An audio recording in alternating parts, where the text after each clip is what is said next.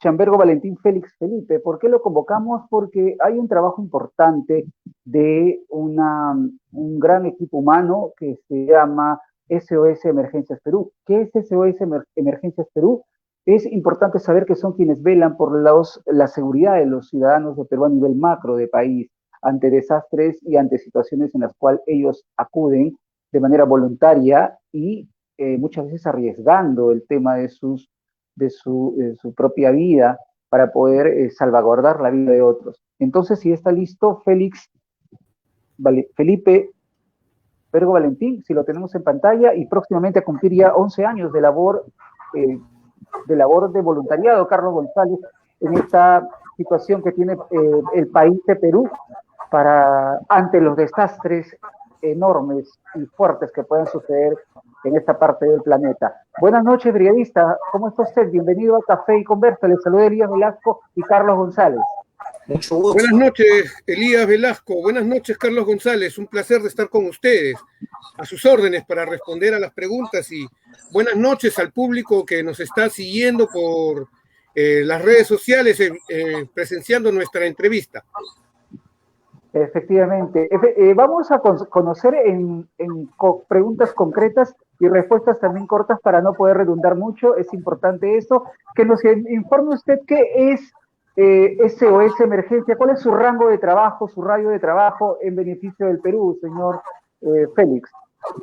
Bueno, SOS Emergencias Perú es una organización de voluntarios. Somos especialistas en atención de desastres, atención prehospitalaria en desastres. ¿Qué quiere decir? Somos socorristas. No, nuestro trabajo básicamente está hecho para los momentos en que se dan desastres en nuestro país. Llámese un sismo, un maremoto, un alud, un deslave o huaico. Atendemos toda la parte de emergencias y de atención prehospitalaria. En eso trabajamos. Esa es nuestra labor como socorristas, que comúnmente se nos llama, ¿no? Propiamente no hacemos el trabajo como quizás lo hacen los hermanos bomberos, que son paramédicos, y su día a día es salir con sus unidades. Ese es un trabajo que, si bien es cierto, es muy similar al que tenemos nosotros en nuestra labor de voluntariado. Hay algunas diferencias, que en nuestro caso es específico para los desastres.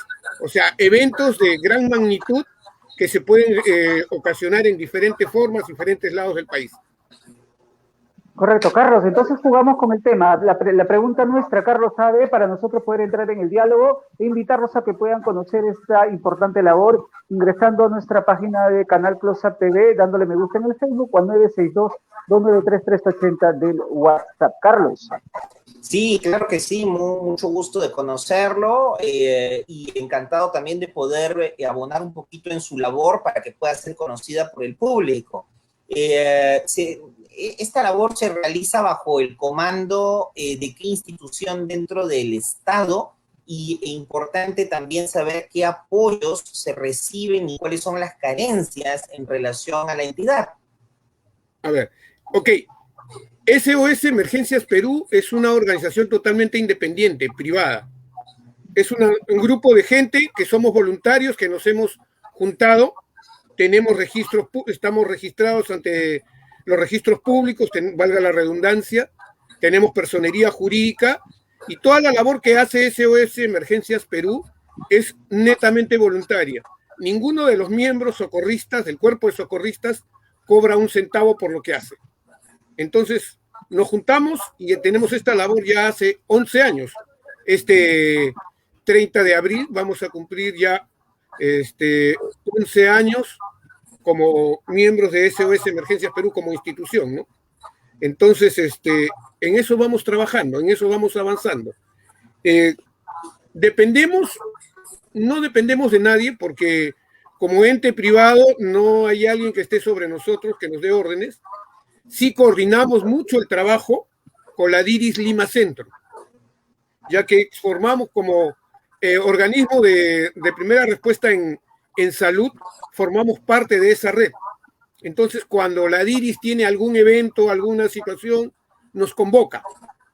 Nos ha convocado, por decir, la marcha del mes de noviembre del año pasado, donde lamentablemente 2 jóvenes peruanos perdieron la vida.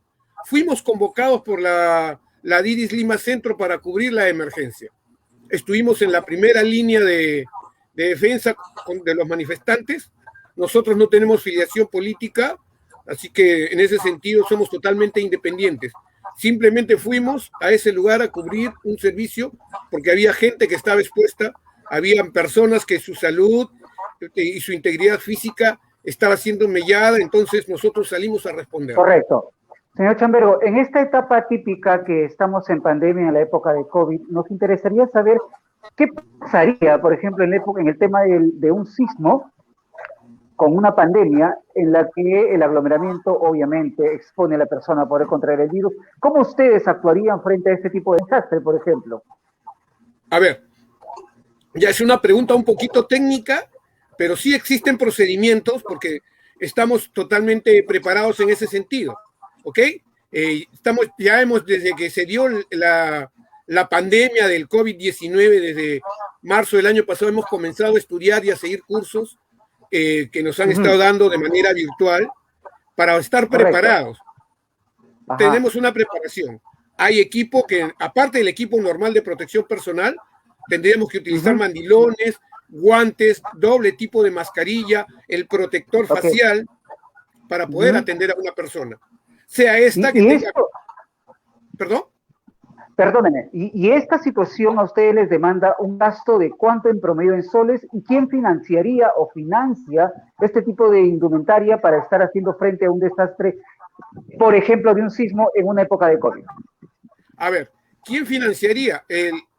Se supone, la norma dice de que debería ser el MINSA porque es quien nos convoca, pero en la realidad la mayoría de nosotros financiamos nuestro propio equipo. El equipo de protección personal yo me lo he comprado. Las botas, el casco, los guantes, los lentes, todo eso me ha costado a mí. Entonces, yo tengo que comprarme mis guantes de látex y mis mascarillas, porque eso no lo provee, no se provee generalmente, ¿no? Y ante una situación así, vamos a tener que salir a responder y evidentemente vamos a tener que tener nuestro propio equipo para poder responder. Quizás el MINSA pueda surtirnos una parte, o en gran medida, eso yo no lo sé, porque tendríamos que enfrentar la situación y estar en el momento real para ver cómo se trabaja eso. Porque planes hay muchos, pero lo real es cuando tú estás en la situación, ¿no? Con respecto justamente a lo que comenta, ¿hay algún mecanismo para efectuar donaciones de cualquier tipo en relación a su institución? Sí, sí existe contactarnos con nosotros vía las redes sociales, que es SOS Emergencias Perú. Ustedes nos pueden encontrar allí y podemos recibir donaciones de equipos, material para nuestro trabajo y las cosas que hacemos, ¿no? Porque siempre se necesita, siempre hay cosas que se gastan y muchas veces no alcanza lo que se tiene.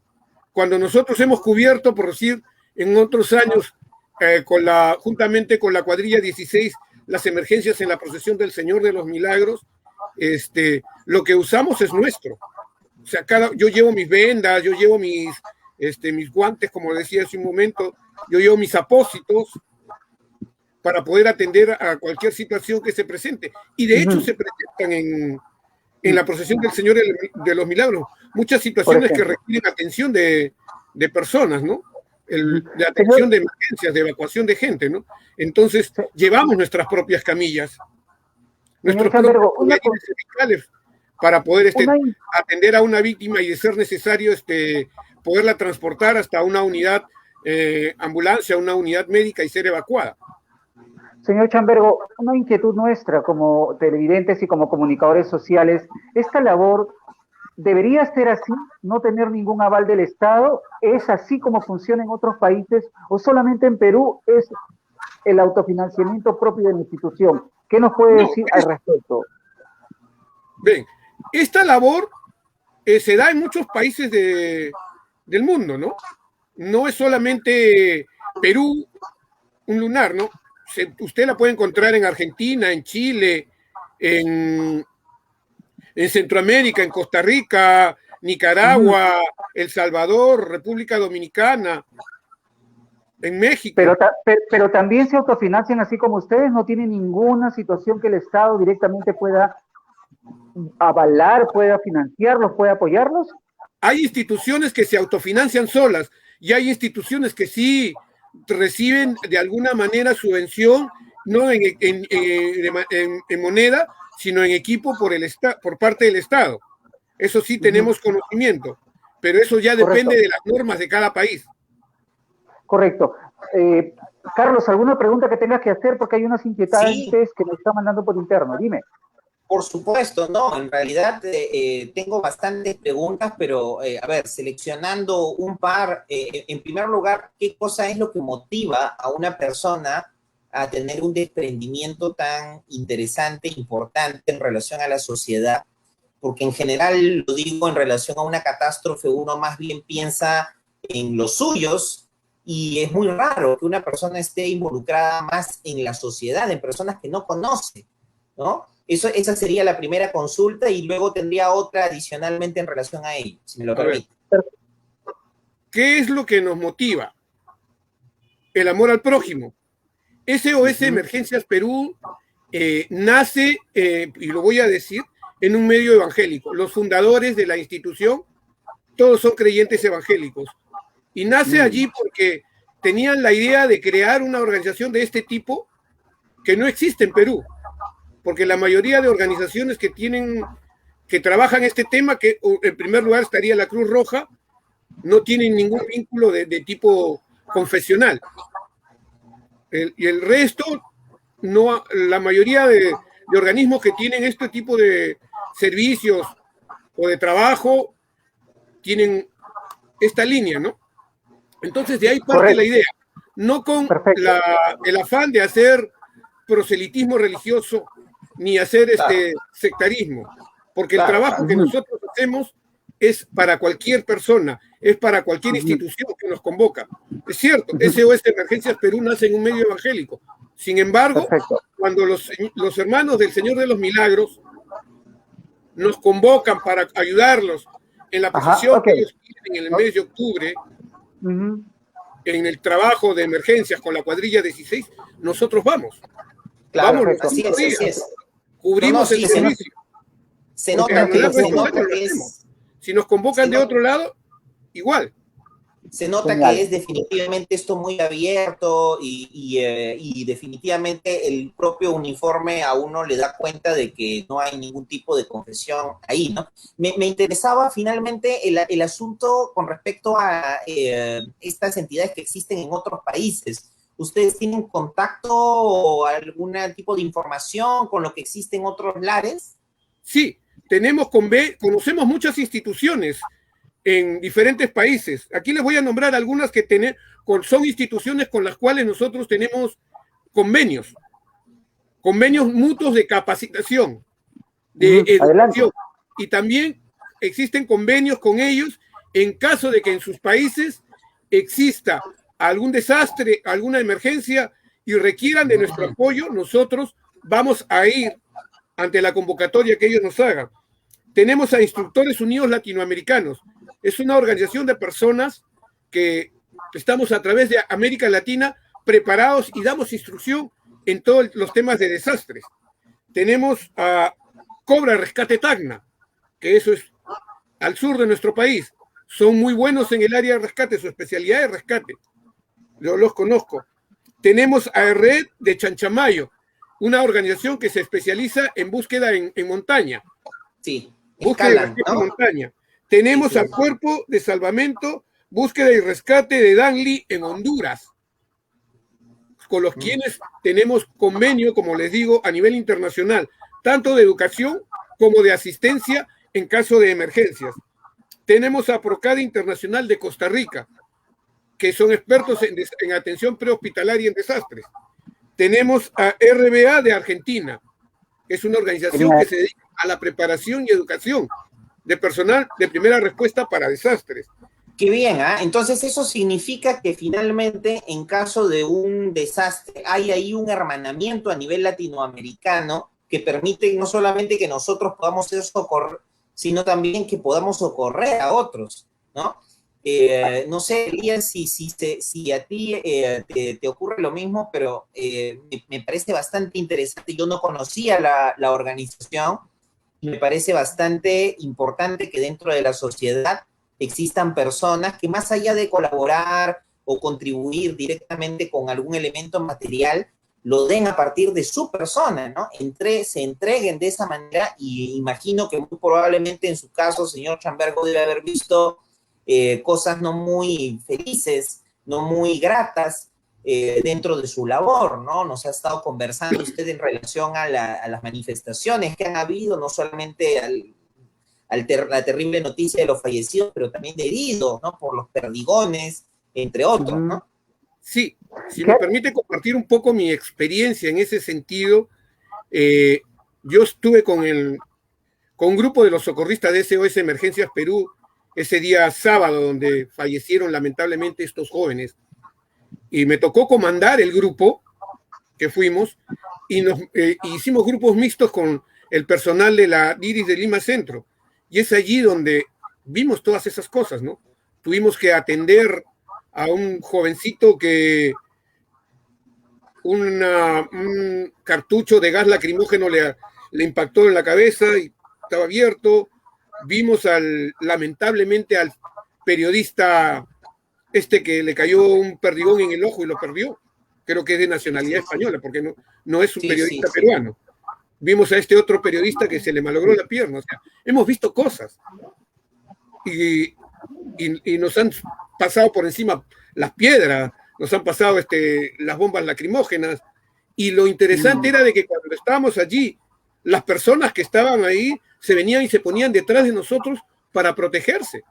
Porque nosotros íbamos, recogíamos la víctima, el herido del lugar, a extraer lo que conocemos como extracción de la zona roja, de la zona caliente, a una zona segura para poderlo atender y luego, de ser necesario, evacuarlo a donde estaba el puesto médico de avanzada. Y eso no ha sido fácil. No ha sido fácil porque hemos hecho cosas. Y cuando después, ya terminado nuestro servicio y terminado todo eso, conversamos entre nosotros lo que habíamos vivido, verdaderamente no nos la creíamos. Más de uno estaba recién afloraron el miedo, lo que comúnmente llamamos los nervios, la tensión, la ansiedad. Porque uno recién ahí piensa, y si me hubiera pasado a mí, ¿qué hubiera sido mi esposa, de mi hija? Imaginamos. Mis compañeros igual, ¿no? Y desde el programa de... Por allí, me fui a mi casa y todo el trayecto del bus llorando. Me decía mi brigadier, qué terrible, ¿qué es esto? Estoy entero, no me ha pasado nada, pero otro hermano socorrista me decía, brigadier, qué duro. Me dice, él trabaja en turno de noche, es ingeniero. Me dice, yo llegué a mi trabajo, entré a mi oficina, me quité el uniforme, me senté en mi silla, y me dijo, brigadier, he llorado más de 2 horas. O sea, no es fácil lo que hacemos, porque a veces vemos cosas difíciles.